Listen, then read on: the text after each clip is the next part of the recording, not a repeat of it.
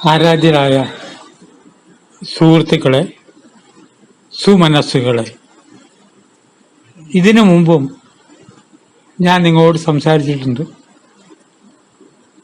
അന്ന് സംസാരിച്ച വിഷയം എന്താണ് എന്നുള്ളത് തന്നെ എനിക്ക് ശരിക്കും അങ്ങനെ ഓർമ്മയില്ല. എല്ലാം കൂടി ഓർക്കുക എന്നുള്ളത് പലപ്പോഴും ബുദ്ധിമുട്ടാണ്. പല ചാനലിൽ സംസാരിക്കാറുണ്ട്. യാത്രാ അവസരങ്ങളിൽ വരെ ഫോൺ വന്നിട്ട് താങ്കൾക്ക് ഇഷ്ടപ്പെട്ടൊരു വിഷയം സംസാരിക്കണം എന്ന് പറഞ്ഞ് ഞാൻ സംസാരിക്കുന്നതൊക്കെ പതിവാണ്. കൊറോണ കാലഘട്ടം വന്നതോടുകൂടി വലിയൊരു മാറ്റം വന്നു. ഇപ്പൊ തന്നെ തിരുവനന്തപുരത്ത് ആകാശവാണിക്കാർ വിളിച്ചു. ഒരു വിഷയം പറഞ്ഞു, എൻ്റെ ഒരു അഭിമുഖമാണ്, ജീവിതത്തെക്കുറിച്ച് സംസാരിക്കൊണ്ട് 1 മണിക്കൂർ നേരം അഭിമുഖം തിരുവനന്തപുരം AIR എടുത്തിട്ടുണ്ട്. പ്രക്ഷേപണം ചെയ്തോ എന്നറിയില്ല, എല്ലാം കൂടി ശ്രദ്ധിക്കാൻ കഴിയാറില്ല. പൊതുവെ എഴുത്തുകാരൻ എന്ന നിലയ്ക്ക് ജീവിതവുമായിട്ട് ബന്ധപ്പെട്ട കാര്യം മാത്രമാണ് ഞാൻ പറയാറ് പതിവ്. സാഹിത്യമാണ്, നമുക്കൊന്നും മനസ്സാവില്ല. പുസ്തകം എഴുതിയിട്ടുണ്ട്, വായിച്ചവർക്ക് ആർക്കും മനസ്സാവില്ല. സാഹിത്യം എന്ന് പറഞ്ഞാൽ മനസ്സിലാവാത്തത് എന്ന ധാരണയല്ല എനിക്ക് ഉള്ളത്. അതുകൊണ്ട് ഓരോ വരി എഴുതുമ്പോഴും പറയുമ്പോഴും അത് കേൾക്കുന്നവർക്ക് പ്രയോജനപ്പെടണം എന്ന് തന്നെ ചിന്തിക്കാറുണ്ട്. യൂട്യൂബിൽ ഒരു 500 പ്രഭാഷണങ്ങളിൽ ഉണ്ട് എന്നുള്ളത് എല്ലാവർക്കും അറിയുമെന്ന് വിചാരിക്കുകയാണ്. ഇന്ന് പട്ടാമ്പി ഗോപകുമാർ എന്നോട് പറയേണ്ട വിഷയം പറഞ്ഞത് പഞ്ചഭൂതോപാസന എന്നാണ്. അപ്പൊ സാധാരണഗതിയിൽ നമ്മൾ ചില ടൈറ്റിൽ കേൾക്കുമ്പോൾ ആകെ പരിഭ്രമിക്കും.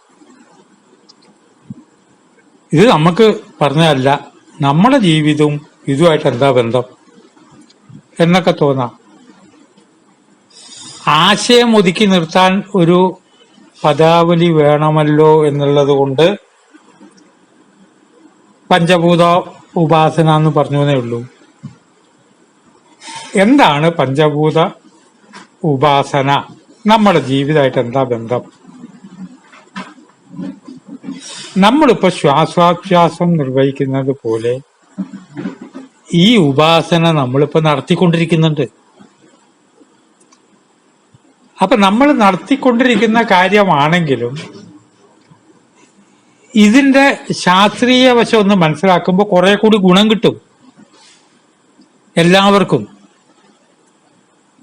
ഇപ്പൊ എല്ലാരും ശ്വസിക്കുന്നുണ്ടല്ലോ, ആ ശ്വസിക്കുന്നതിനെ ഒന്ന് ഓർഡറിലാക്കലാണ് യോഗ. അല്ലാതെ യോഗ എന്ന് പറഞ്ഞാൽ പുതിയൊരു കാര്യമല്ല. 21,600 തവണ ഒരു ദിവസത്തെ ശ്വാസമുക്തി, അതിപ്പോ വല്ലാതെ കുറയുകയും കൂടുകയൊക്കെ ചെയ്യുന്നുണ്ട്. അതിന്റെ പേരാണല്ലോ പ്രഷർ എന്ന്. പ്രഷർ ഉണ്ടോന്ന് ഇപ്പോ കുശലം ചോദിക്കുകയാണ്. ആ പ്രഷറുണ്ട്, രോഗമൊന്നുമില്ല. പ്രഷറിന്റെ ഗുളിക ഞാൻ കഴിക്കേണ്ടത് ഇന്നിപ്പോ 1 മണിക്കൂർ മുമ്പ് ഒരാൾ പറഞ്ഞു. അത് നിർത്താൻ പാടില്ല. ആ 21,600 കൂടാതിരിക്കാനുള്ള വിദ്യകളുടെ പേരല്ലേ ശ്വാസനിയന്ത്രണം. അതുപോലെ അസുഖം വന്നു, ഉടനെ പരിശോധന ഇറങ്ങി. പരിശോധന ഇറങ്ങിയിട്ട് ശരീരത്തിൽ എന്തൊക്കെ വേണമെന്ന് ആദ്യം ഒരു ചാർട്ടൊക്കെ നിശ്ചയിച്ചിട്ടുണ്ട്. അത് ശരിയാണോ എന്നുള്ള വേറെ കാര്യം. അത് കഴിഞ്ഞിട്ട് ഇത് ഈ ശരീരത്തിൽ ഇന്ന കാര്യങ്ങളിലെ കുറവുണ്ട്. ആ കുറവുള്ളതിന് എന്താ കഴിക്കുന്നത്? ഭക്ഷണമല്ല, ഗുളിക. 21,600 മാത്രമല്ല, എല്ലാത്തിനെയും സ്വീകരിക്കാവുന്ന കപ്പാസിറ്റി നമ്മുടെ ബോഡിക്കുണ്ട്. നമ്മുടെ ശരീരത്തിന് 16,000 നാഡികളുണ്ട്. ആ 16,000 നാഡി എന്ന് പറയുമ്പോൾ കൃത്യമായിട്ട് എണ്ണി നോക്കിയിട്ട് ഒരെണ്ണം കുറവുണ്ടല്ലോ എന്ന് പറയരുത്, അങ്ങനെയല്ല. അവിടെ ആ 16,000 എന്ന് പറഞ്ഞാൽ അതൊരു കണക്കാണ്. 16,000 ഒതുക്കിയതാണ്. ശരിക്കും 16,000 അല്ല, കോടിക്കണക്കിലുണ്ട് 16,000. പിന്നെ 8 കാര്യങ്ങൾ വേറെയുണ്ട്. 16,008 ഒരു കണക്കുണ്ട്. പഞ്ചഭൂതങ്ങൾ 5, മനസ്സ്, ബുദ്ധി, അഹങ്കാരം 5, 3, 8. ബാക്കി 16,000 ആകുമ്പോൾ 16,008 കാര്യങ്ങൾ. നമുക്കൊക്കെ 16,008 ഭാര്യമാര് വേണമെന്ന് പറഞ്ഞാൽ അതിന്റെ ചുരുക്കം എന്താ? 16,008 കല്യാണം കഴിക്കുക എന്നല്ല. പഞ്ചഭൂതങ്ങൾ 5, മനസ്സ്, ബുദ്ധി, അഹങ്കാരം എന്ന് പറയുമ്പോ തന്നെ ഞാൻ സംസാരിക്കുമ്പോൾ ചിലതൊന്നും കൂടി ആദ്യം വ്യക്തമാവും. എന്റെ ഏറ്റവും വേണ്ടപ്പെട്ട ഒരു ഗുരു, ആ ഗുരുവിന്റെ ഒരു വിഷമം എന്താ വെച്ചാൽ പറയാതെ നീട്ടാ പറയാ, ആ വരിയുടെ അർത്ഥം പറഞ്ഞു തരില്ല. ആ വാക്കാട് പ്രയോഗിക്കുമ്പോൾ നമുക്ക് കൺഫ്യൂഷൻ ആവും. എന്താ അതിന്റെ മീനിങ് എന്നറിയണ്ടേ? ആ മീനിങ്ങും കൂടി അദ്ദേഹം പറഞ്ഞിരുന്നെങ്കിൽ ഗുരുനാഥനായതുകൊണ്ട് അങ്ങോട്ട് പറയാൻ നിവർത്തിയില്ല. പക്ഷെ വല്ലാത്തൊരു ബുദ്ധിമുട്ട് ആസ്വദിക്കാൻ വരാറുണ്ട്. ഇപ്പൊ തന്നെ ഞാൻ അഹങ്കാരം എന്ന് പറഞ്ഞു. അഹങ്കാരം വേണോ? അഹങ്കാരം എന്ന് പറഞ്ഞാൽ നമ്മൾ വിചാരിക്കുന്ന എല്ലാ അർത്ഥം. മനസ്സ്, ബുദ്ധി, അഹം, ഞാൻ എന്ന വിചാരം, അതിനൊരു ആകാരം ഉണ്ടാവണം. ഇതാണ് അഹങ്കാരം. അഹംഭാവം എന്ന് പറഞ്ഞാൽ ഞാൻ എന്ന ഭാവമാണ്. ഞാൻ എന്ന ഭാവമാണ്. മനസ്സും ബുദ്ധിയും അഹങ്കാരവും പഞ്ചഭൂതങ്ങൾ 5 കൂടി ചേർന്നാണ് നമ്മുടെ ശരീരം.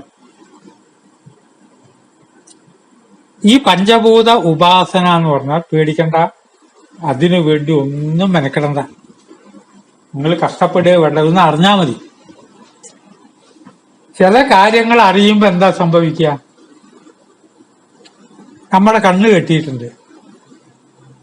അപ്പൊ ആരൊക്കെയോ ബഹളം കേൾക്കുന്നുണ്ട് ചുറ്റും. അപ്പൊ ചോദിക്കുകയാണ്, എനിക്ക് ആകെ പേടിയാവണു. ഞാനിപ്പോ ഏത് രാജ്യത്താണ്, ആരൊക്കെയാ ജനങ്ങൾ ചുറ്റും എന്ന് പറയുമ്പോ പരിചയമായ സ്വരമുള്ളൊരു ബന്ധുക്കാരൻ പറഞ്ഞു, പേടിക്കണ്ട, നമ്മുടെ ഫാമിലി മെമ്പേഴ്സാണ് ഈ ചുറ്റുമുള്ളത്, അല്ലാതെ ആരുമില്ല. ഓ അത് ശരിയാ, ആ കൂട്ടത്തിലാണ് ഞാൻ പല്ലേ. വേറെ രാജ്യത്താണോന്ന് എങ്ങനെ അറിയാം? കള്ളന്മാരുടെയോ കൊലപാതകളുടെ അടുത്താണ് എങ്ങനെ അറിയാം? അപ്പൊ ഇത് കേട്ടോടുകൂടി എന്തായി? അപ്പൊ ചുറ്റും എന്റെ കണ്ണ് കെട്ടിയിട്ടുണ്ടെങ്കിലും കുടുംബക്കാരാണല്ലേ. ആണ്, തന്റെ അച്ഛൻ അടുത്തുണ്ട്, അമ്മ അടുത്തുണ്ട്, ഭാര്യ അടുത്തുണ്ട്. ഓ സംഭവം മതി. അതുപോലെ പഞ്ചഭൂതങ്ങൾ എന്ന് കേട്ടാൽ പേടിക്കണ്ട. ഇപ്പൊ നമ്മൾ ഇരിക്കുന്നത് പഞ്ചഭൂതങ്ങൾ. ഞാനിപ്പൊ ഇരിക്കുന്നത് ആകാശത്താണ്. വളരെ തെറ്റിദ്ധാരണ. ആകാശം എന്ന് കേട്ട അപ്പൊ ഓർമ്മ വന്നു സ്കൈ. സ്കൈ അല്ല ആകാശം.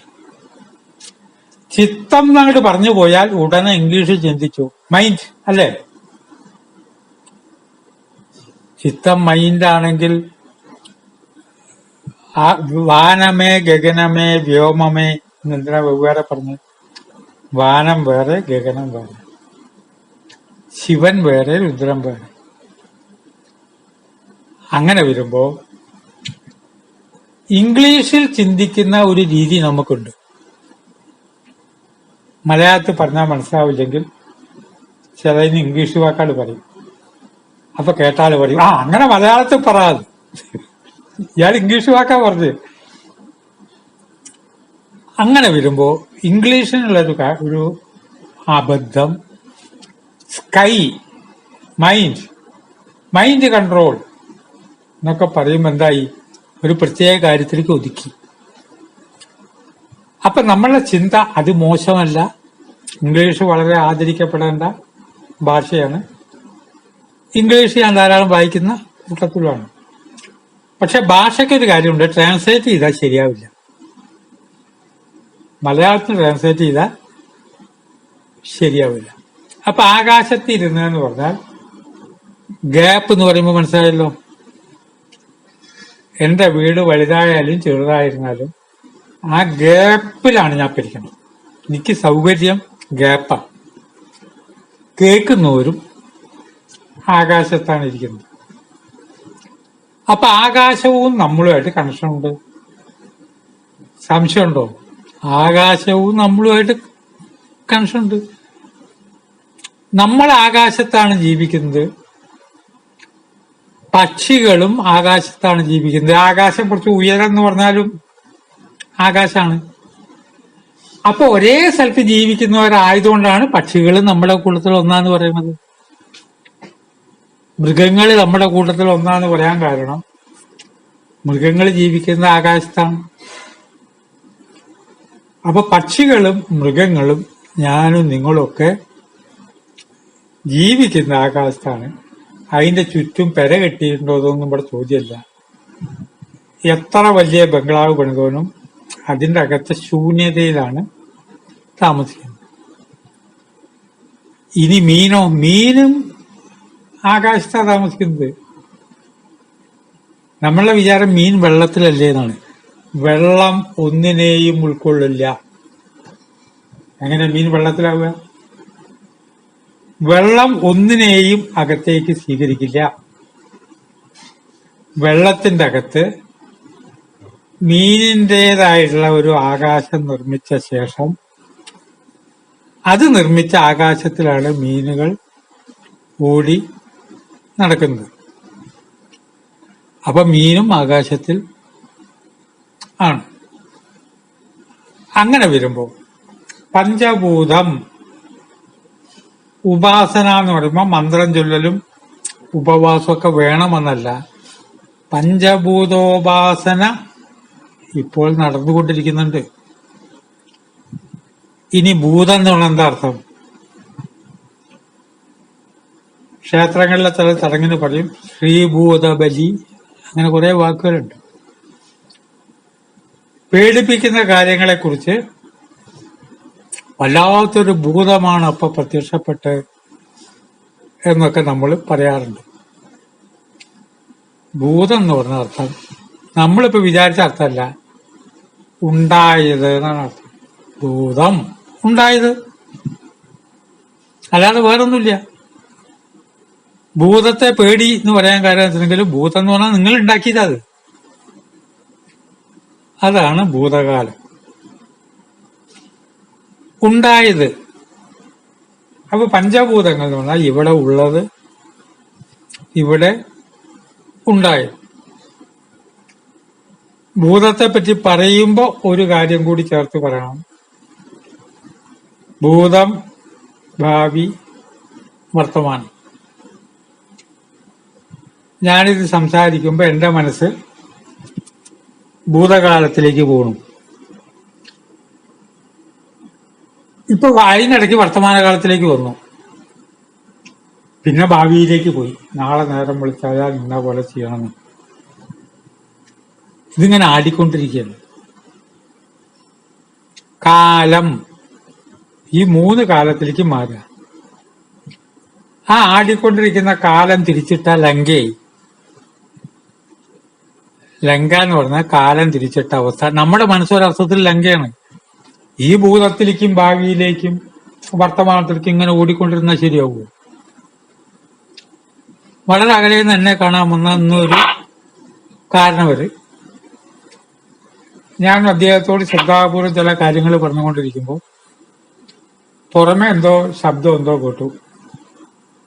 ഞാൻ എന്റെ കൃഷ്ണമണി മാറ്റിയില്ല. അദ്ദേഹം അതെന്താ ശബ്ദം എന്തൊക്കെയോ ചോദിച്ചു. ഞാൻ പറഞ്ഞു, താങ്കളിപ്പോ വന്നത് ആ ശബ്ദം ശ്രദ്ധിക്കാനല്ലോ, ഞാനിപ്പോ ആ ശബ്ദം ശ്രദ്ധിച്ചില്ലല്ലോ. വർത്തമാനകാലത്തിലേക്ക് വരും. ആദ്യം ഏതൊന്ന് ആസ്വദിക്കണമെങ്കിലും വർത്തമാനകാലത്തിലേക്ക് വരണം. ഭൂതമാണോ ഭാവിയാണോ വർത്തമാനമാണോ വലുത്? ഒരു തവണ 3 കാലങ്ങൾ കൂടി തർക്കിച്ചു. ഭൂതകാലം പറഞ്ഞു ഞാനാണ് വലുത്. ഏതൊരാളുടെയും ഭൂതകാലത്ത് എന്തുണ്ടായി? ഇതാണല്ലോ ഭൂതകാലമാണല്ലോ എന്നെ കൊണ്ട് ഈ വർത്താനം പറയിപ്പിക്കുന്നത്. ഭൂതകാലം ഉണ്ടെങ്കിലല്ലേ ഞാനുള്ളൂ. ഭാവിയോ? അനുനിമിഷം ഭാവിയിലേക്ക് നീങ്ങുകയാണ്. ഞാനിപ്പോ എന്റെ പ്രഭാഷണത്തിന്റെ തുടക്കമൊക്കെ അപ്പൊ ഭൂതകാലമായി മാറി. ഇനിയിപ്പോ ഉടനെ ഭാവിയെ കുറിച്ചാണ് ചിന്ത. എന്നാൽ ഭാവികാലം പറഞ്ഞു ഞാനാ വലുത്. എല്ലാവരും എല്ലാം ചെയ്യുന്നത് ഭാവിയിലേക്ക് നോക്കിയിട്ട്, ഭാവിയെ കുറിച്ച് ചിന്തിച്ചിട്ട്. വർത്തമാനകാലം ന്യായം പറഞ്ഞു. ദൈവം പ്രത്യക്ഷപ്പെട്ട് പറഞ്ഞു ഇതിൽ ഏറ്റവും വലുത് വർത്തമാനകാലമാണ്, ഭൂതമോ ഭാവിയോ അല്ല. കാരണം വർത്തമാനകാലം ഉണ്ടെങ്കിൽ ഇത് രണ്ടുള്ളൂ. വർത്തമാനകാലമില്ലെങ്കിൽ ഭാവിയുണ്ടോ? ഭൂതമുണ്ടോ? ഭൂതകാലവും ഭാവികാലവും നിൽക്കുന്നത് വർത്തമാനകാലത്തിലാണ്. അതുകൊണ്ടാണ് വർത്തമാനകാലം എന്നുള്ളത് വലുത്. വർത്തമാനകാലത്തെയാണ് വിഷ്ണു റെപ്രസെന്റ് ചെയ്യുന്നത്. സൃഷ്ടി ബ്രഹ്മാവ്, സ്ഥിതി മഹാവിഷ്ണു, സംഹാരം രുദ്രൻ എന്നാണ്. രുദ്രൻ ശിവൻ തന്നെ ഒരു ഭാവമാണ്. ശിവൻ വേറെ, രുദ്രൻ വേറെ. അങ്ങനെയിരിക്കെ 5 ഭൂതങ്ങളാണ് ഋഷിമാര് പറഞ്ഞത്. ആകാശം, വായു, അഗ്നി, ജലം, ഭൂമി എന്നിവയാണ് 5 ഭൂതങ്ങൾ. ഈ 5നെ 50,000 5 കോടിയായിട്ടൊക്കെ വ്യാഖ്യാനിക്കാം. സൂക്ഷ്മത്തിലേക്ക് വരുമ്പോ നമുക്ക് കുറെ കൂടി മുന്നോട്ട് പോകേണ്ടി വരും. സൂക്ഷ്മത്തിലേക്ക് പോകുന്നു. എനിക്ക് അനുഭവമുണ്ട്. പ്രഭാഷണത്തിൽ ഞാൻ ഓരോന്ന് പറയും. ഓരോന്ന് പറയുന്നത് തൽക്കാലം മനസ്സിലാക്കാൻ വേണ്ടി പറയുകയാണ്. അത് കഴിഞ്ഞിട്ട് തൽക്കാലം മനസ്സിലാക്കണമെങ്കിൽ ചെവി കേൾക്കാനുള്ളതാണ്, മൂക്ക് ഗന്ധത്തെ അറിയാനുള്ളതാണെന്ന് തൽക്കാലം പറയുമല്ലോ. പിന്നെ കുറച്ചും കൂടി സൂക്ഷ്മത്തിലേക്ക് വരുമ്പോ മൂക്ക് അത് മാത്രമല്ല, ചെവി അത് മാത്രമല്ല. പക്ഷെ എല്ലാം കൂടി ആദ്യം പറയാൻ പറ്റുമോ? അപ്പൊ ചെവി കേൾക്കാനുള്ളതെന്ന് ആദ്യം ഒന്ന് പറഞ്ഞു വെക്കും. പിന്നെ സൂക്ഷ്മത്തിലേക്ക് കടക്കുമ്പോൾ വലിയ പ്രശ്നങ്ങൾ വരും. എന്തായിരുന്നാലും ശരി, ഋഷിമാര് പഞ്ചഭൂതങ്ങൾ 5നെ കുറിച്ചും നമുക്ക് പറഞ്ഞു തന്നു. ആ പഞ്ചഭൂതങ്ങളെ ഉപാസിച്ചാൽ നമുക്ക് ശ്രേയസ് ഉണ്ടാകും, ശ്രേയോമാർഗത്തിൽ എത്തും. അങ്ങനെ വരുമ്പോ ഞാൻ തന്നെ പറഞ്ഞ വാക്കിന്റെ ചില അർത്ഥം ഞാൻ തന്നെ വിശദീകരിച്ചില്ലെങ്കിൽ കേൾക്കുന്നവര് വഴിതെറ്റിപ്പോകും. അപ്പൊ ശ്രേയസ് എന്ന് പറഞ്ഞാൽ എന്താ? അതുള്ള പറഞ്ഞപ്പോ ചുരുക്കത്തിൽ ഇതൊക്കെ ചെയ്യുന്ന എന്തിനാ? ശ്രേയസ്സിനാണ്. ഞാൻ നോവൽ എഴുതുന്നതും പ്രഭാഷണമൊക്കെ എന്റെ ശ്രേയസ്സിനാണ് സാധാരണ മറുപടി. എന്നാൽ ശ്രേയസ് എന്ന് പറഞ്ഞാൽ യഥാർത്ഥത്തിൽ ശ്രേയസ് എന്ന് പറഞ്ഞാൽ നമ്മൾ വിചാരിച്ചൊന്നല്ല. ഇപ്പൊ പലരും വിചാരിച്ചിരിക്കുന്നത് വലിയ ബംഗ്ലാവ് ഉണ്ടാവുക, വളരെ വില കൂടിയ വാഹനം വീടിന് മുമ്പിൽ ഒരു 4 എണ്ണം കിടക്കുക, സ്വാധീനമുണ്ടാവുക, സ്വർണം ധാരാളം ഉണ്ടാവുക, ഫിക്സഡ് ഡെപ്പോസിറ്റ് ഉണ്ടാവുക, വലിയ ഉദ്യോഗത്തിൽ ചെന്ന് ചേരുക, ഇതൊന്നും വേണ്ട എന്ന് പറഞ്ഞില്ല. ശ്രേയസ് എന്ന് പറഞ്ഞാൽ ഇതല്ലാന്ന് മാത്രം. ഒരിക്കലും ഇത് വേണ്ട ഒന്നും പറഞ്ഞില്ല, ഇതിനെ നിഷേധിച്ചിട്ടില്ല.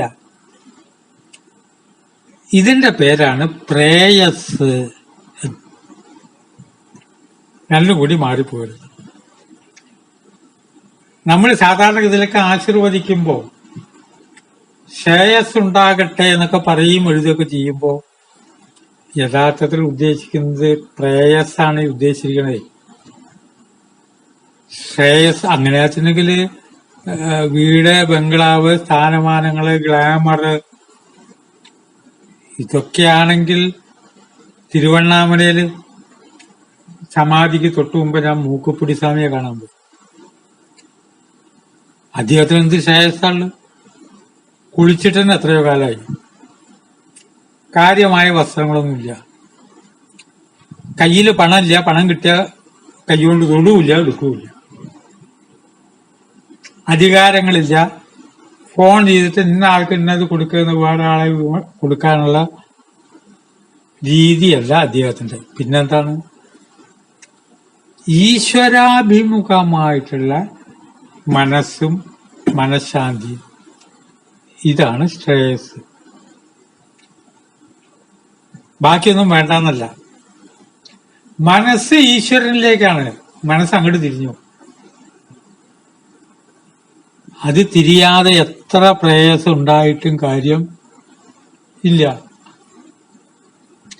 അങ്ങനെ വരുമ്പോൾ പഞ്ചഭൂതങ്ങൾ, ആകാശം, വായു, അഗ്നി, ജലം, ഭൂമി, ഈ 5 കാര്യങ്ങളെ കൊണ്ടാണ് ഈ ലോകത്ത് ഉള്ള സകലത് നിർമ്മിക്കപ്പെട്ടിട്ടുള്ളത്.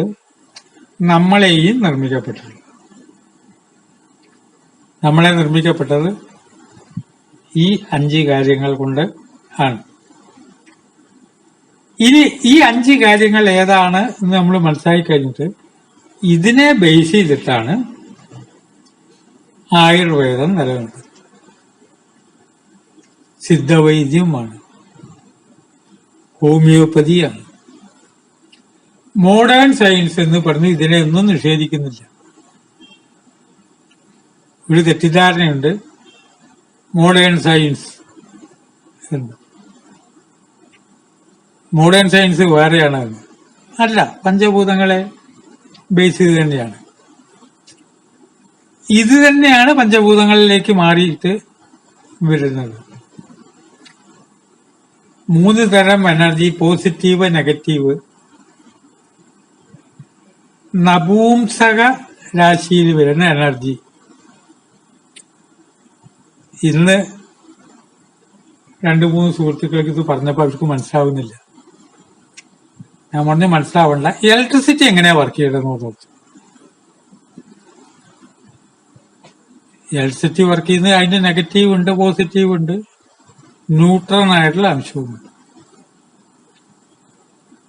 ഈ 2 വയറും കൂടി കൂട്ടി ചേരുമ്പോഴാണ് ബൾബ് പ്രകാശിക്കുകയും ഇലക്ട്രിസിറ്റി കർമ്മങ്ങൾ നിർവഹിക്കുന്നു.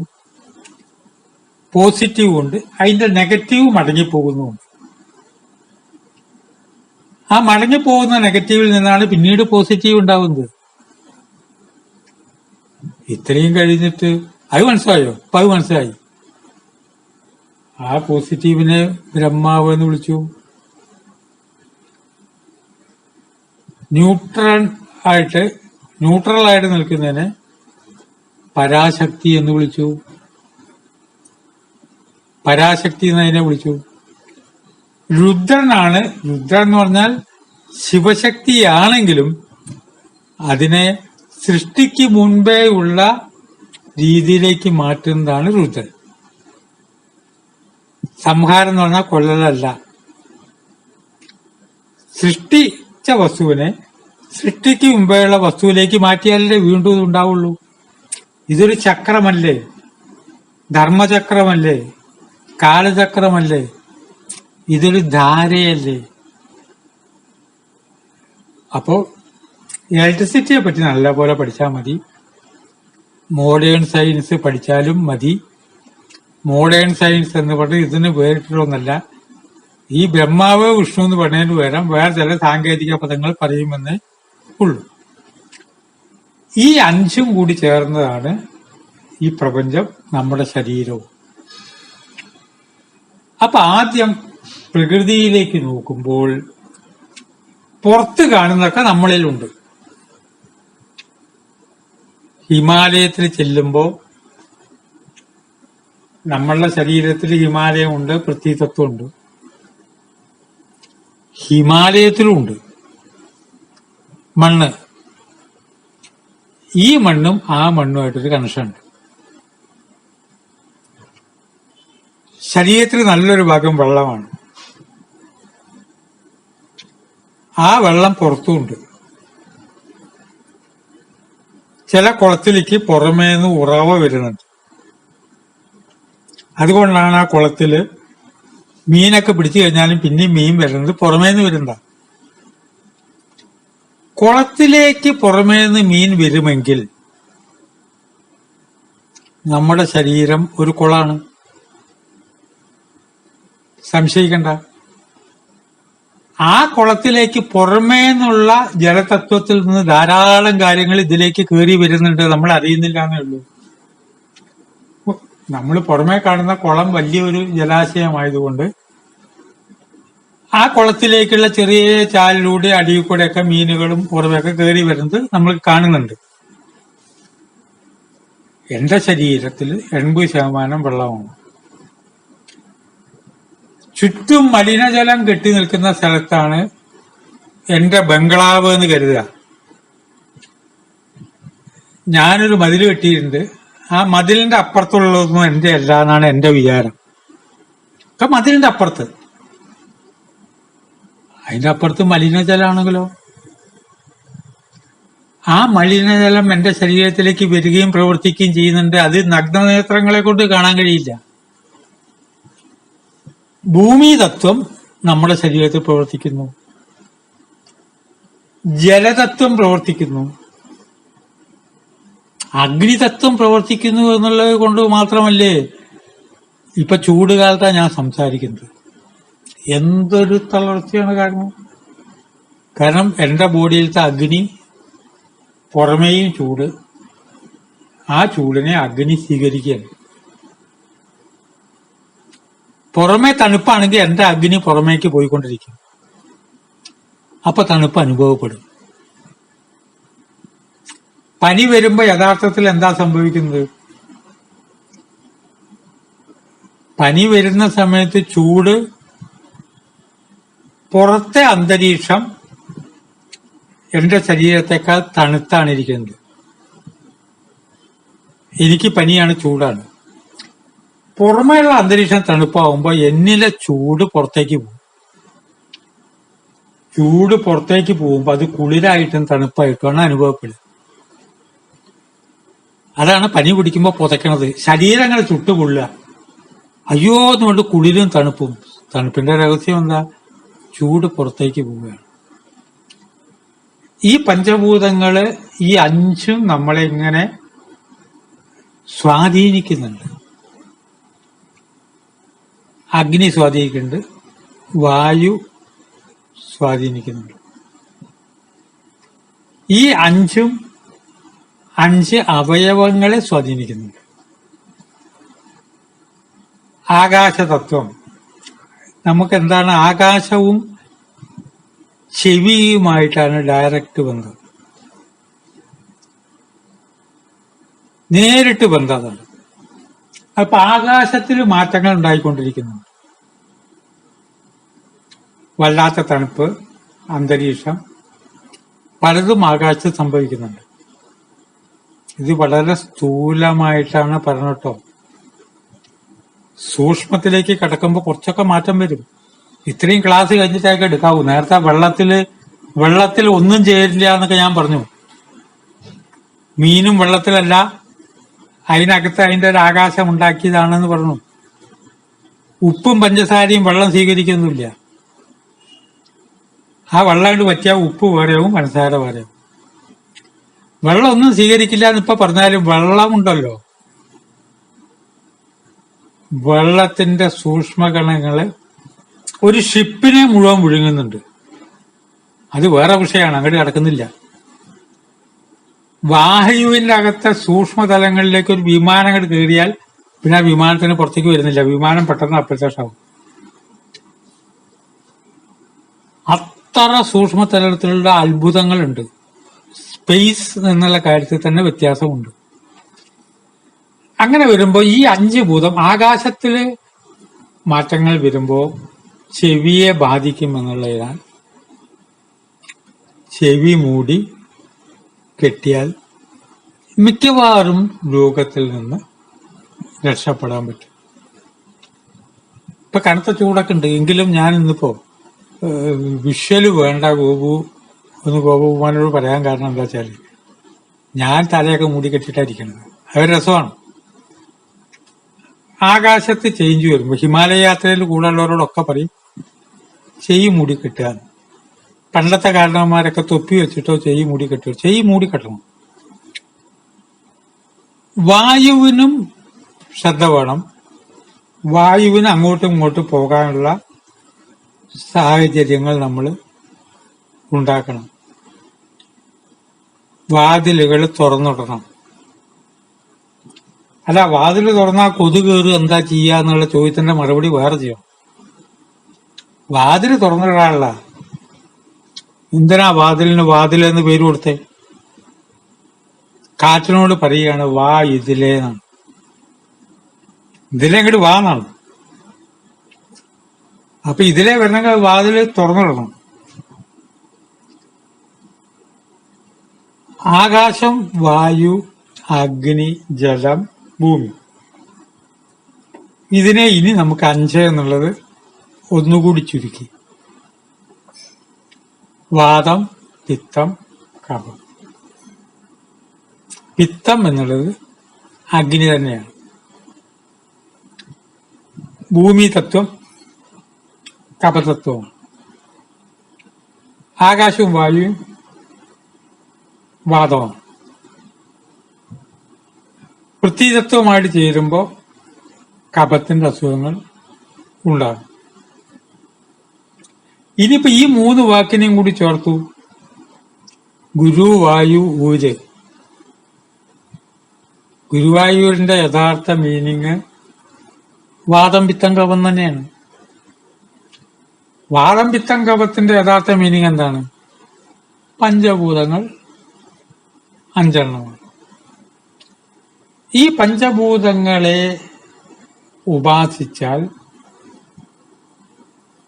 ഉപാസിക്കാച്ചാൽ അതിനെക്കുറിച്ചൊന്ന് അറിവ് ഉപാസനയായിട്ട് മാറും. അപ്പൊ രോഗങ്ങൾ വരില്ല, രോഗങ്ങൾ മാറും. മരുന്ന് കഴിക്കണ്ട.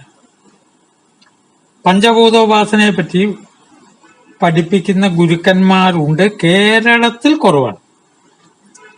ഇല്ല എന്ന് ഞാൻ പറയണില്ല, പക്ഷെ കേരളത്തിൽ കുറവാണ്.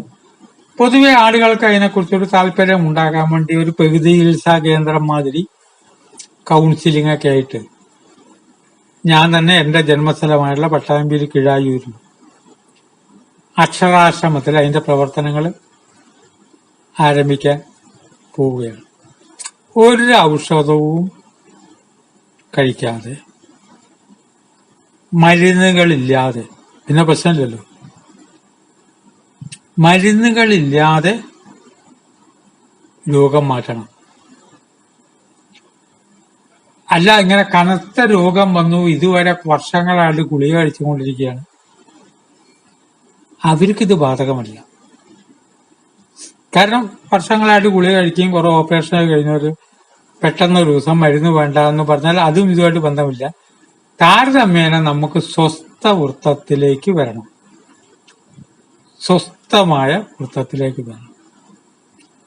അതുകൊണ്ട് ആരോഗ്യമുള്ളവർക്ക് മിക്കവാറും ചെറിയ അസുഖങ്ങളൊക്കെ മരുന്നില്ലാതെ മാറ്റാൻ പഞ്ചഭൂതോപാസന കൊണ്ട് പറ്റും.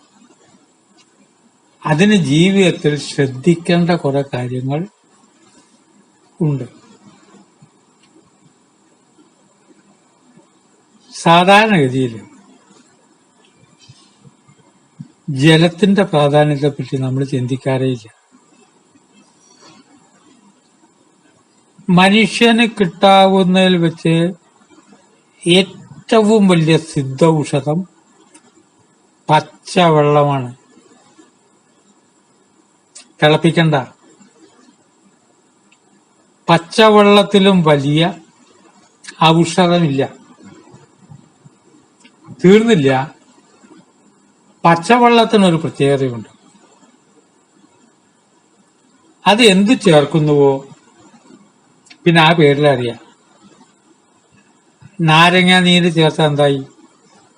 നാരങ്ങ വെള്ളം എന്നായി. മദ്യത്തിൽ ചേർത്താലോ പച്ചവെള്ളം മദ്യമായിട്ട് മാറി.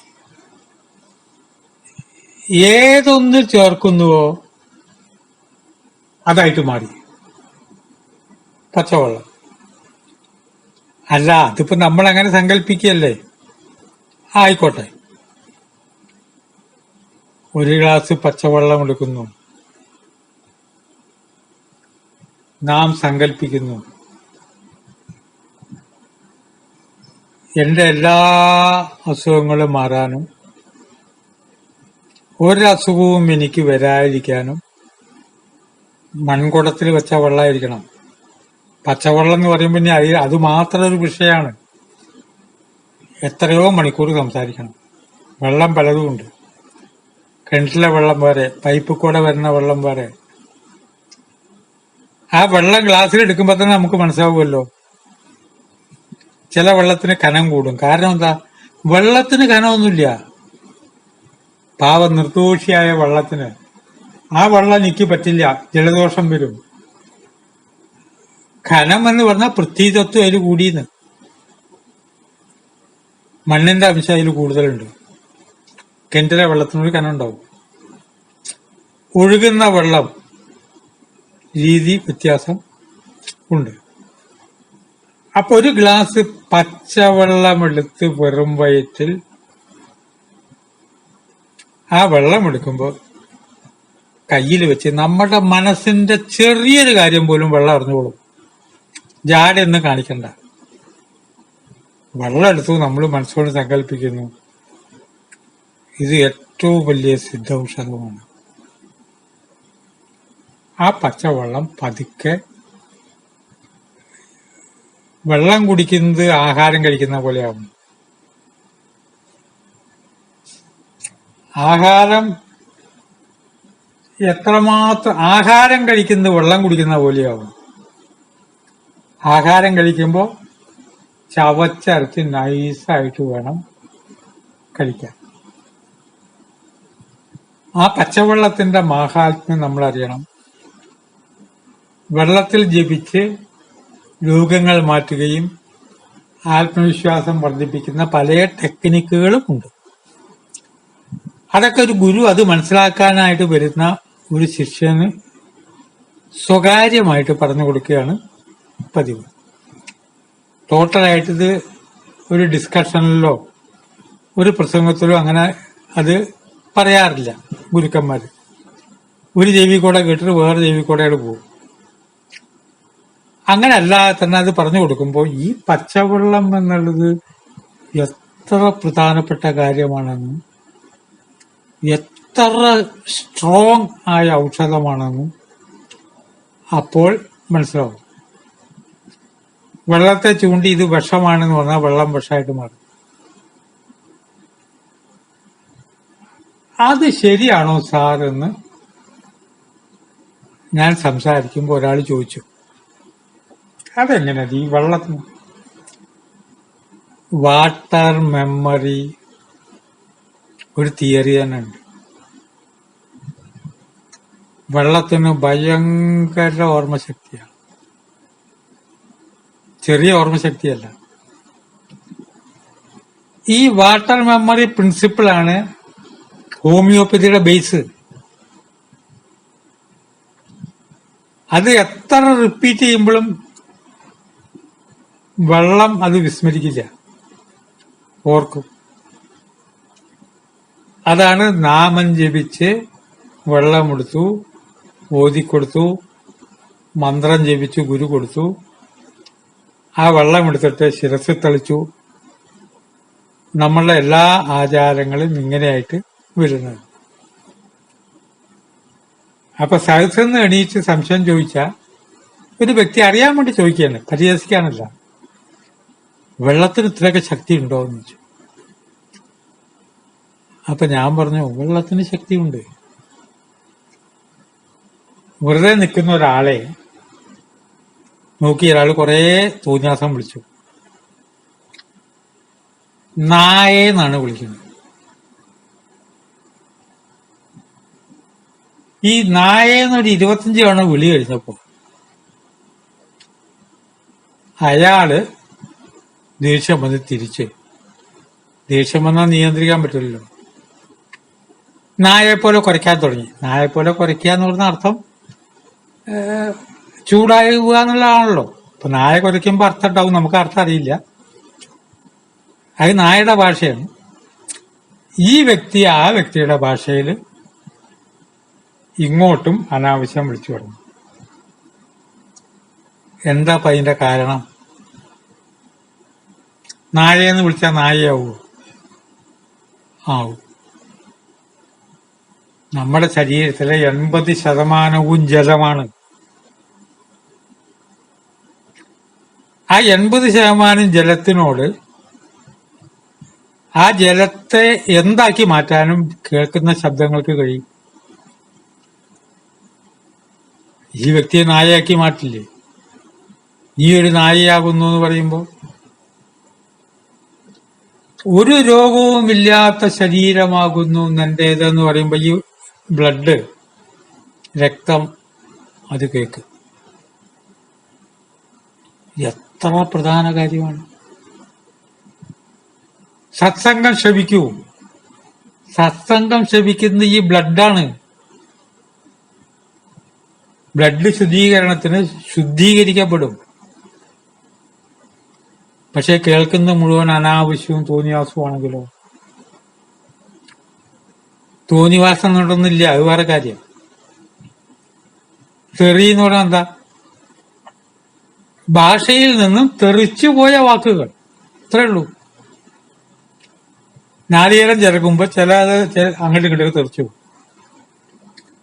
ആ തെറിച്ചു പോകുന്നത് അത്ര ശുദ്ധിയില്ലാത്ത സ്ഥലത്തായിരിക്കും വീഴുക. പാത്രത്തിലേക്ക് നാളികേരം ചിരകുമ്പോൾ തെറിച്ചു പോയതാണ്. ഇതേപോലെ ഭാഷയിൽ നിന്ന് തെറിച്ചു പോയതാണ് തെറി എന്നുള്ളതിന് അർത്ഥമുള്ളൂ. അങ്ങനെ വരുമ്പോ ഏറ്റവും ആരോഗ്യകരമായിട്ട് ജീവിക്കാൻ നമുക്ക് കിട്ടുന്ന ഏറ്റവും വലിയ ഔഷധമാണ് ശുദ്ധജലം. നമ്മൾ താമസിക്കുന്ന വീടിന്റെ അടുത്ത് കുളം ഉണ്ടായിരിക്കണം. വീടിന്റെ 4 ഭാഗത്തും കുളമുള്ള വീടുകൾ ഉണ്ടായിരുന്നു കേരളത്തില്. വളരെ അകലെയൊന്നുമല്ല. കാരണം മണൽ പ്രദേശങ്ങളിൽ പെട്ടെന്ന് കുളം കുഴിക്കാം. കുറച്ച് കൈക്കോട്ട് മണ്ണെടുത്തിട്ട് മാറ്റുമ്പോഴേക്കും വെള്ളം വരും. അപ്പൊ കുളിക്കാൻ ഒരു കുളം, വസ്ത്രങ്ങള് അലക്കാൻ ഇപ്പുറത്തൊരു കുളം, പ്രധാനപ്പെട്ട കാര്യങ്ങൾക്കോ കുടിക്കാനോ എടുക്കുന്ന വെള്ളം, പാത്രം കഴുകാനൊരു കുളം. ഇത് എനിക്ക് പറയാനുള്ള അർഹത ഞാൻ പട്ടാമ്പി സ്വദേശിയാണെങ്കിലും അച്ഛൻ കൊടുങ്ങല്ലൂരാണ് വീട്, മതിലകം എന്ന സ്ഥലത്ത്. കുട്ടിക്കാലത്ത് പുതിയടത്ത് എന്നാണ് വീട്ടിൻ പേര്. അച്ഛന്റെ കൂടെ ചെന്ന വീടിന്റെ 4 ഭാഗത്തും ഓരോ കുളം, പാത്രം കഴുകാൻ കുളം. കുളങ്ങൾ ചുറ്റുമുണ്ടെങ്കിൽ ഉള്ള ഗുണം പാത്രം കഴുകാൻ ഒരു കുളം എന്നുള്ള അർത്ഥത്തിൽ മാത്രമല്ല, കാരുണ്യം എന്ന ഗുണം നമ്മളിൽ ഉണ്ടാകും. ജലാശയത്തിന്റെ അടുത്തിരിക്കുമ്പോഴേക്കേ നമ്മുടെ മനസ്സ് പറയുമല്ലോ. ഞാൻ മാങ്കാട് താമസിക്കുന്നതിന്റെ നേരെ തൊട്ട് എന്റെ എല്ലാ കുളം തൊട്ട വീട്ടുകാരുടെ. ആ കുളം അവിടെ ഉണ്ടാകുമ്പോ തൊട്ട വീട്ടുകാരുടെയാണെന്ന് ഇപ്പൊ കുളത്തിന് അറിയില്ലല്ലോ. അത് തണുത്ത കാറ്റ് എനിക്ക് തന്നുകൊണ്ടേയിരിക്കും ചുറ്റും. അത് എന്നിൽ കാരുണ്യം ഉണ്ടാവും. ഉടമസ്ഥൻ വീടൊക്കെ പൂട്ടിയിട്ട് വേറെ ഏതോ പ്രദേശങ്ങളില്ല, വിദേശത്താണ്. ശുദ്ധജല തടാകത്തിന്റെ അടുത്ത് പോയി നിൽക്കണം. നല്ല കാറ്റ് കിട്ടുന്ന സ്ഥലം, ഹിമാലയത്തിലെ കാറ്റ് സൗജന്യം കിട്ടുന്ന പോലെ. വെള്ളം ഒട്ടും കിട്ടാത്ത സ്ഥലത്ത് താമസിക്കും എന്ത് സംഭവിക്കും? ഭൂമി കുഴിച്ചാൽ വെള്ളം കിട്ടാത്ത സ്ഥലങ്ങളുണ്ട്. അവിടെയൊക്കെ പോയിട്ട് എനിക്ക് ആ രാജ്യങ്ങളിൽ പോയിട്ട് പ്രസംഗിക്കേണ്ടി വരാറുണ്ട്. അവിടെ പ്രസംഗിക്കുമ്പോൾ അഡ്ജസ്റ്റ് ചെയ്ത് സംസാരിക്കാൻ പറ്റില്ല. പല കാര്യങ്ങളും പറയാതെ വിടും. കാരണം അവിടെ ഉള്ളവർക്ക് ഇപ്പൊ ബുദ്ധിമുട്ടുണ്ടാക്കരുതല്ലോ. അവർക്കിപ്പോ എന്താ ശ്രീയാർനാഥന്റെ പ്രസംഗം കേട്ടിട്ട് താമസം മാറ്റി എന്ന് പറയുന്നത് ശരിയല്ലല്ലോ. അപ്പൊ അതിന്റെ ഗുണവശമൊക്കെ പറയും. പൊതുവെ എല്ലാ വെള്ളവും ഗംഗാജലമാണ്. ഗംഗാ നദി പോയിട്ട് തന്നെ കുളിക്കണമെന്നില്ല. നമ്മുടെ വീടിനകത്ത് കിണറും കുളവും ഒക്കെ ഉണ്ടാകുമ്പോൾ അത് നമ്മളെ സ്വാധീനിക്കും.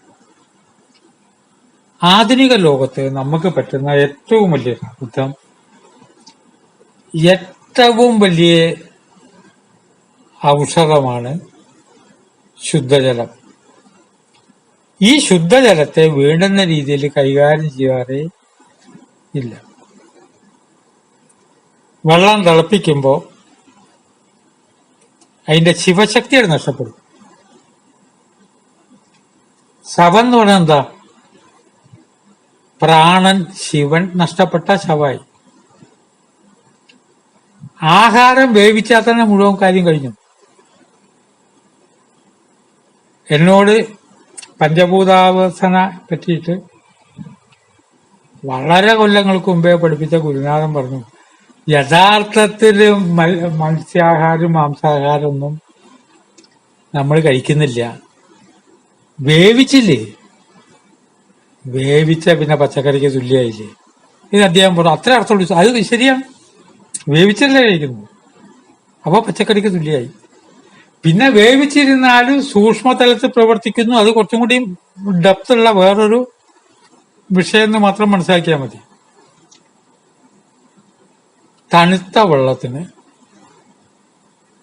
ആ വെള്ളത്തെ കൊല്ലാതിരിക്കുക.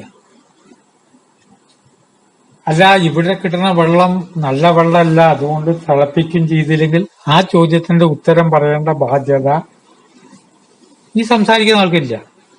എനിക്ക് വേറെ നിർവാഹമില്ല എന്നൊക്കെ പറഞ്ഞാൽ തയ്യ. സാധാരണഗതിയിൽ ശുദ്ധജലേ കുടിക്കാവൂ.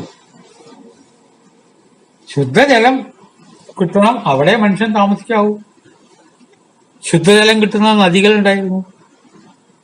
ആ ശുദ്ധജലം കിട്ടുന്ന നദികളുടെ അടുത്ത് താമസിച്ച ജനതയെ കുറിച്ചാണല്ലോ നദീതട സംസ്കാരം എന്ന് പറയാറ്.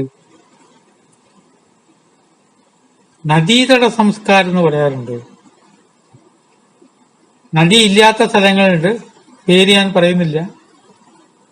ആ രാജ്യത്തിന്റെ പേരിന്റെ കൂടെ സംസ്കാരം നമ്മൾ ചേർത്ത് പറയാറില്ല. അങ്ങനെ വരുമ്പോ ഈ ഉപാസനയിലെ 5 കാര്യങ്ങളും നാം അങ്ങോട്ട് സ്നേഹിക്കുമ്പോഴേക്കും ഇങ്ങോട്ട് സ്നേഹിക്കാനായിട്ട് കാത്തിക്കുകയാണ് ഈ 5 പേരും. ചില കുട്ടികള് നല്ല ഉടുപ്പൊക്കെ ധരിച്ചിട്ട് അമ്മയെ നിന്നിട്ട് വിളിക്കാൻ അമ്മ കാത്തിക്കാണ്. വാ മോളെ മടിയിൽ വന്നിരിക്കുക. അമ്മയെ തിരിഞ്ഞു നോക്കില്ലെങ്കിൽ എന്ത് ചെയ്യും? ഈ പഞ്ചഭൂതങ്ങൾ 5ഉം കാത്തിക്കുക. ആകാശം എന്നെങ്ങനെ ഹെൽപ്പ് ചെയ്യാൻ കാത്തിക്കുകയാണ്. കാരണം നമ്മുടെ ശരീരത്തിൽ മുഴുവൻ ആകാശമാണ്. നമ്മൾ റൊട്ടി കണ്ടിട്ടുണ്ടോ? ആ റൊട്ടി കാണുമ്പോൾ നല്ല വലിപ്പമൊക്കെ തോന്നും. ഒന്നങ്ങോട്ട് കൈകൊണ്ട് പിടിക്കുമ്പോൾ കാണാൻ കുറച്ചേ ഉള്ളൂ റൊട്ടി. റൊട്ടി, ബന്ന് തുടങ്ങിയുള്ള സാധനങ്ങളൊക്കെ കൈകൊണ്ടൊന്ന് പിടിച്ച് ഞെക്കുമ്പോഴേക്ക് അത് ചെറുതായി. എന്താ കാരണം? അതിന്റെ അകത്ത് മുഴുവൻ ആകാശമാ, വായു ഉണ്ട് കേട്ടോ. ഇന്നിപ്പോ ഒരു ഉദാഹരണത്തിന് പറഞ്ഞു തന്നേ ഉള്ളൂ. ആ ആകാശമൊക്കെ ആയിട്ട് ചുരുങ്ങി റൊട്ടിയില്. ഇതേപോലെ ശരീരം എന്ന് പറഞ്ഞ മുഴുവൻ ആകാശമാണ്. ഓരോ കോശങ്ങളുടെ ചുറ്റും ഗ്യാപ്പാണ്. ഒരു മുറിയില് കുറേ സീലിംഗ് ഫാൻ ഉണ്ടെന്ന് വിചാരിക്കുക. ആ സീലിംഗ് ഫാനിന്റെ അത്ര വലിപ്പം ആ ലീഫ് കറങ്ങുന്നതാണ് ആ സ്ഥലം. അത് ഓഫ് ചെയ്താലോ ഇഷ്ടം പോലെ ഗ്യാപ്പുണ്ട്. ഇതേപോലെ ശരീരത്തിൽ ഓരോന്നിന്റെ ചുറ്റും കറങ്ങിക്കൊണ്ടിരിക്കുകയാണ്. ആ കറക്കത്തിന്റെ ഗ്യാപ്പ് മുഴുവൻ ആകാശം. അപ്പൊ ആകാശവുമായിട്ടൊന്ന് സഹകരിക്കണം. ആകാശവും ചെവിയായിട്ടാണ് ബന്ധം. ശ്രുതിയിലൂടെയാണൊക്കെ നമുക്ക് കിട്ടുക. ശ്രുതി ചെവിയിലേക്ക്. അതിനെന്ത് വേണം? ഒന്നും വേണ്ട, വിനയം എന്നുള്ള ഗുണം ഉണ്ടായാൽ മതി. ഒരു ബുദ്ധിമുട്ടും വേണ്ട. നിങ്ങൾ ആകാശത്തേക്ക് ഇറങ്ങും വേണ്ട, വീട്ടിൽ നിന്ന് പുറത്തേക്കും വേണ്ട. ഇപ്പൊ ആ ഗുണമുണ്ടോ? ഒരു കർമ്മം ഞാൻ ചെയ്യുന്നു എന്ന ധാരണ വന്നാൽ അതിന്റെ പേരാണ് അഹങ്കാരം. ഞാനൊന്നും ചെയ്യുന്നില്ല, എന്നെ കൊണ്ട് ഒരു ശക്തി ചെയ്യിപ്പിക്കുകയാണ്. വിനയം വന്നു. വിനയം വരുമ്പോ വിനയമില്ലായ്മ, ധിക്കാരപൂർവമായുള്ള ജീവിതം ആയി നയിക്കുന്നവരെ ചെവിയെ ബാധിക്കും. അവര് ബധിരര് ആയിട്ട് മാറും. അവർക്ക് ചെവിയാക്കാൻ പറ്റില്ല. കാരണം അഹങ്കാരം എന്ന് പറഞ്ഞാൽ നമ്മൾ വിചാരിക്കണമല്ല, ഉള്ളിൽ ഈ ധാരണ വരുമ്പോൾ ചെവിയെ ബാധിക്കും. വായു ചെയ്യുന്ന കർമ്മം എന്തായിരുന്നാലും അത് ലോകക്ഷേമത്തിനാവണം. ലോകക്ഷേമം എന്ന് പറഞ്ഞാൽ ഇവിടുത്തെ ഗവൺമെന്റിന് നല്ല അർത്ഥം. ഗവൺമെന്റിനും ക്ഷേമാവണം. സസ്യങ്ങൾക്ക്, പക്ഷി മൃഗാദികൾക്ക്, സകല ജീവജാലങ്ങൾക്കും ഗുണമുണ്ടാവും ആ കർമ്മം കൊണ്ട്. എത്ര നല്ല കാര്യ. ധാരാളം ബലമൂല്യങ്ങൾ തരുന്ന വൃക്ഷങ്ങൾ നട്ടുപിടിപ്പിച്ചു. ആ നട്ടുപിടിപ്പിച്ചിട്ട് അത് പൊട്ടിക്കാൻ നമ്മൾ പോണ്ട.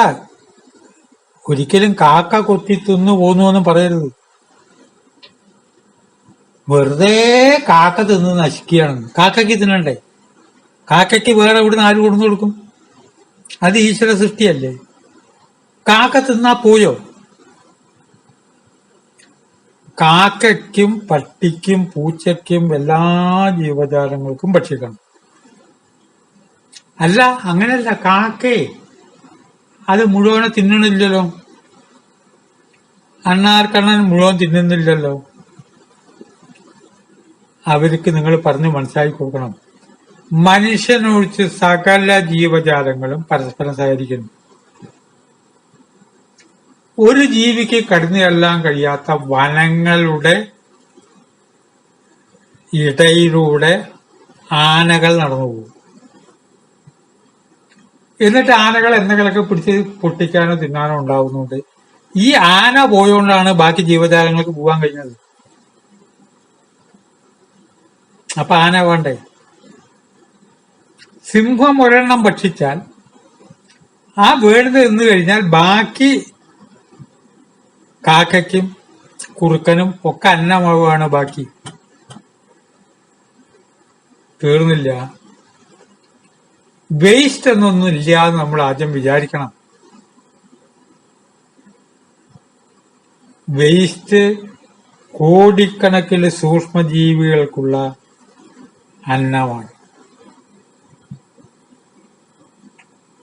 വാഷ് ബേസിനിൽ കയ്യിൽ കഴുകാൻ ചെല്ലുമ്പോൾ അതിനുമ്പ് കൈ കഴുകിയ ആളുടെ കയ്യിലത്തെ ഒരു വറ്റ അവിടെ.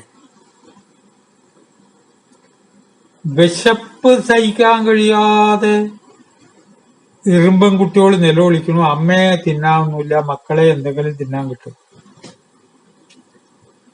അപ്പോഴാണ് ഒരു വറ്റ അവിടെ കിടക്കുന്നത്.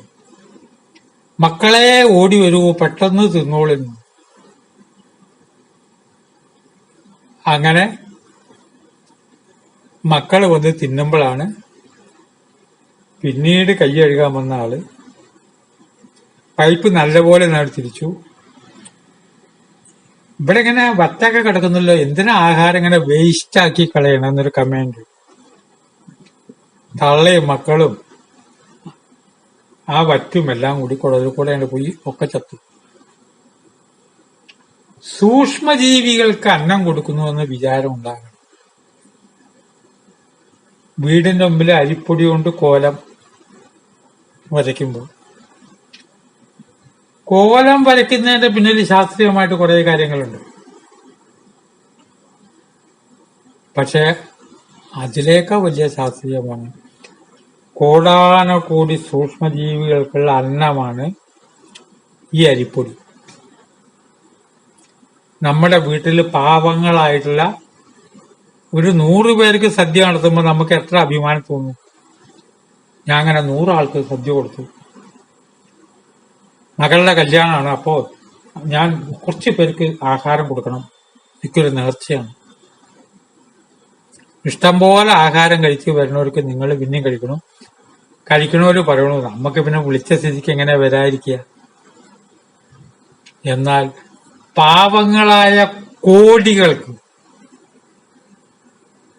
അന്നം കൊടുക്കുന്നു എന്ന ഭാവന നമ്മളിൽ ഉണ്ടാകണം. അതില്ലാത്തതുകൊണ്ടാണ് അതിന് ചുറ്റും വിഷം വിതറുകയും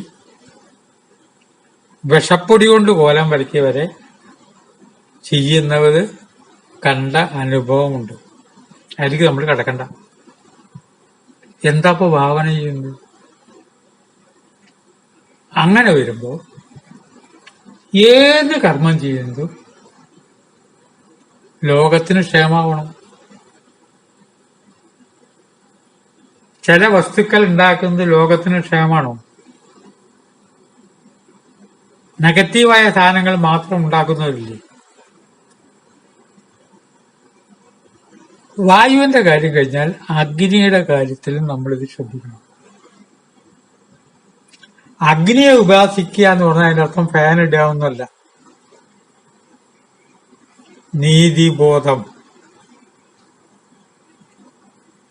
നീതിബോധമുള്ള കാര്യം, അതിനൊരു നീതി ഉണ്ടാവണം, അത്രേ ഉള്ളൂ.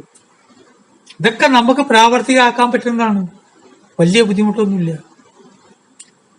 വളരെ വലിയ കുറ്റകൃത്യം ചെയ്യാതിരിക്കുക, ഇല്ലാത്ത പൊങ്ങച്ചൊന്നും പറയണ്ട. ജോലിയിലിരുന്നു നിങ്ങൾ ഒരു തവണ ക്യാഷ് ലീവ് എടുക്കാൻ വേണ്ടിയിട്ട് നുണ എഴുതിയില്ലേ? അതൊക്കെ എല്ലാവരൊക്കെ ചെയ്യും. തലവേദനയും പനിയായതുകൊണ്ട് വരാൻ കഴിഞ്ഞില്ല. കൃത്യം തലവേദനയും പനിയൊന്നും ആവണമെന്നൊന്നുമില്ല. അതിൽ എഴുതാൻ പറ്റുന്ന ഒരു റീസൺ എഴുതുന്നുള്ളൂ. അങ്ങനെയൊന്നും നോക്കണ്ട. സാധാരണഗതിയിൽ ഈ പഞ്ചഭൂതങ്ങൾ അനീതി എന്ന് പറയുന്ന ഒരു കാര്യം ജീവിതത്തിൽ ചെയ്യാതിരിക്കുക. ചെയ്താൽ അഗ്നി അത് ശ്രദ്ധിക്കും, അഗ്നി ക്ഷമിക്കുകയില്ല. വാട്ടറിന്റെ മെമ്മറി എന്ന് പറഞ്ഞിട്ടുണ്ടെങ്കിൽ എത്ര വലിയ മെമ്മറി എന്ന് പറയാൻ കഴിയില്ല. അഗ്നിയുടെ മെമ്മറിയോ 10 കോടി ജന്മം. ഇപ്പൊ വലിയൊരു സംഖ്യ ഞാൻ പറയാണ്. 10 കോടി എന്ന് പറഞ്ഞ ആളുകൾ നട്ടട്ടെ ചെറ്റ്. നമ്മളൊരു തെറ്റ് ചെയ്തിട്ട് ആ തെറ്റ് 10 കോടി ജന്മം കഴിഞ്ഞാലും അഗ്നി സാക്ഷി പറഞ്ഞ് നമ്മളെ കുറ്റവാളിയാക്കും. അതാണ് അഗ്നിസാക്ഷി എന്ന് പറയുന്നത്. അഗ്നിയുടെ അടുത്ത കളി. 10 കോടി ജന്മം കഴിയുമ്പോ അഗ്നി വിടില്ല. നമ്മുടെ ചില കോടതി കേസുകളുണ്ടല്ലോ, കുറ്റകൃത്യം കഴിഞ്ഞിട്ട് 30 കൊല്ലം ഉണ്ടാവും. അത് റൗണ്ട് ചെയ്തിട്ട് കേസ് പോയിട്ടൊന്നും ഉണ്ടാവില്ല. 30 കൊല്ലത്തിന് ശേഷം വിളിപ്പിക്കും. നിങ്ങൾ ഇത്ര കൊല്ലങ്ങൾക്ക് മുമ്പ് എന്നോ ചെയ്തോ? ജഡ്ജി, മജിസ്ട്രേറ്റും ആളുകളും വക്കീലൊക്കെ മാറിയിട്ടുണ്ടാവും. വിടില്ല. എന്നാൽ അഗ്നിയാകട്ടെ കാലാകാലം ചെയ്ത തെറ്റിന് റിയാക്ഷൻ ആയിട്ട് അഗ്നി നമ്മുടെ കൂടെ തന്നെയാണ്. ഇത് പുറമേന്ന് വരുമല്ല. അഗ്നി മരണത്തോടു കൂടി എന്ത് സംഭവിക്കും? പഞ്ചഭൂതങ്ങളില് ആകാശം, വായു, ജലം അങ്ങോട്ട് വിട്ടുപോകും. ജലം വിട്ടുപോകുന്നത് താൽക്കാലിക അർത്ഥാണ്, വിട്ടുപോകില്ല. അത് വേറെ. ജലവും പൃഥ്വി തത്വങ്ങൾ മാറിക്കും. ഡെഡ് ബോഡി സംസ്കരിക്കുമ്പോൾ ഇത് രണ്ടും പൃഥ്വിതത്വ ജലതത്വ. ഈ ഫ്രീക്വൻസി അല്ല അഗ്നിയുടെയും വായുവിന്റെയും ആകാശത്തിന്റെയും. 5നും 5 ഫ്രീക്വൻസിയാണ്. ആകാശത്ത് എവിടേക്കാ പോണത്? മഹാകാശത്തിൽ ലയിച്ചു എന്നൊക്കെ നമ്മൾ പറയും. കല മുടക്കുന്നൊക്കെ അതിന്റെ പ്രതീകമാണെങ്കിൽ പോലും ഇത് 3ഉം ഹൈ ഫ്രീക്വൻസി ഫേസ് എന്നാണ് പറയുക. അതുകൊണ്ട് ഇത് 3ഉം കൂടി മാറിക്കും. ആ മാറി നിൽക്കുമ്പോൾ നമ്മൾ സങ്കല്പിക്കുന്ന ഒരു ത്രികോണാകൃതിയിലാണ്. കാരണം ഈ 3 ഐറ്റം ഉണ്ടായതുകൊണ്ട് ത്രികോണം. കൃത്യം ത്രികോണമാവണമെന്നില്ല. എന്നിരുന്നാലും ആത്മാവ് ന്റെ രൂപം ത്രികോണാകൃതിയിലാണ് എന്ന് പറയാനുള്ള കാരണം അതാണ്. പണ്ടത്തെ ജരൽക്കാരുവിന്റെ ഒക്കെ കഥകളുണ്ട്. ഞാനത് എവിടെയോ ആ കഥ വിസ്തരിച്ച് എവിടെയോ എന്റെ ഒരു ഭാഷ്യത്തിൽ എഴുതിയിരുന്നു. ആത്മാക്കള് വൃക്ഷശിഖരങ്ങളിൽ തൂങ്ങിക്കിടന്നു. കാരണം ത്രികോണാകൃതിയിലാണ്. പുതിയ ശരീരം അവർ അന്വേഷിക്കുകയാണ്. ഇങ്ങനെ വരുമ്പോ ഈ അഗ്നിതത്വത്തെ ഭയപ്പെടണം. കിഡ്നിക്ക് അസുഖം വരും, വളരെ സൂക്ഷിക്കണം. ആരും അറിയാതെ അനീതി ചെയ്താലോ? ആരും അറിഞ്ഞിട്ടില്ല, പാടില്ല. ജലതത്വത്തിന് ഈ പ്രത്യേകതയുണ്ട്. ഇനി ഭൂമിയോ? ഭൂമിയുടെ മെമ്മറിയെ പറ്റി പറഞ്ഞാൽ നമ്മൾ വിചാരിക്കുന്നത് നിസ്സാര കാര്യമെന്നാണ്. ഭൂമിയെപ്പോലെ ചിന്താശക്തി അല്ല, നമുക്ക് ചിന്താശക്തി തന്നത് ഭൂമിയാണല്ലോ. ചിന്താശക്തിയുള്ള വേറൊന്നില്ല എന്ന് പറയുന്നത് ആ വരിയൊക്കെ തെറ്റാണ്. നമ്മളിൽ 5 ഘടകമാണ്. ആ നമ്മളിൽ ഭൂമി തത്വമുണ്ട്. ആ ഭൂമി തത്വം ചിന്തിച്ചുകൊണ്ടിരിക്കുന്നു. ഒരു മൺചുമര് ചിന്തിച്ചുകൊണ്ടിരിക്കുന്നു. ആ എന്താ ഭൂമി തത്വം ചിന്തിക്കുന്നുള്ളതിന്റെ ഉദാഹരണം പറയുമ്പോഴേക്കും നേരം ഇനിയും വളരെ വൈകും. ഇന്ന് ഇപ്പൊ വിഷയത്തിലേക്ക് യഥാർത്ഥത്തിൽ മുഴുവൻ ഇപ്പൊ കടക്കാൻ പറ്റിയില്ല. ആകപ്പാടൊന്ന് പറഞ്ഞതെന്നുള്ളൂ. എന്താണ് ഭൂമി, എങ്ങനെയാണ് ചിന്തിക്കുന്നത്? ആ ഭൂമി ചിന്തിക്കുന്ന നമ്മളെ സ്വാധീനിക്കുന്നത് എങ്ങനെ? അതെങ്ങനെയാ വാസ്തുവായിട്ട് വരുന്നത്? വീടിന്റെ ചുമര് മൺചുമരായാലത്തെ ബലം കരിങ്കല്ലുകൊണ്ട് പണിയാറില്ല, അമ്പലേ പണിയാറുള്ളൂ. എന്തുകൊണ്ട് കരിങ്കല്ലുകൊണ്ട് പണിയുന്നില്ല? മാർബിള് ദോഷം ഗുണമെന്നൊന്നും പറയുന്നില്ല. മാർബിളിന്റെ ഗുണത്തെക്കുറിച്ച് പറയുമ്പോൾ സംഭവം മാറും. അപ്പൊ പഞ്ചഭൂതോപാസന എന്ന് പറഞ്ഞാൽ ഭൂതം എന്ന് പറഞ്ഞ് പേടിക്കുകയോ ഈ വാക്ക് കേട്ട് ഭയപ്പെടുകയോ വേണ്ട. മാന്യമായിട്ട് ജീവിക്കുന്നവർ പഞ്ചഭൂതോപാസന ചെയ്തുകൊണ്ടിരിക്കുന്നു എന്ന് പറഞ്ഞുകൊണ്ട് എനിക്ക് പലതവണയായി സംസാരിക്കാനായിട്ട് അവസരം തരുന്നു. ഏതൊരാൾക്കും പെർഫോം ചെയ്യണമെങ്കിൽ അവസരം ഉണ്ടാകണമല്ലോ. അതുകൊണ്ട് ഇങ്ങനെ ഒരു അവസരം തന്നതിന് ഞാൻ നന്ദി പറയും. യൂട്യൂബിൽ PR നാഗൻ അടിച്ചാൽ ഇതൊക്കെ കിട്ടുമെന്ന് പറഞ്ഞുകൊണ്ട് വാക്കുകൾ ഉപസംഹരിക്കുന്നു. നമസ്കാരം.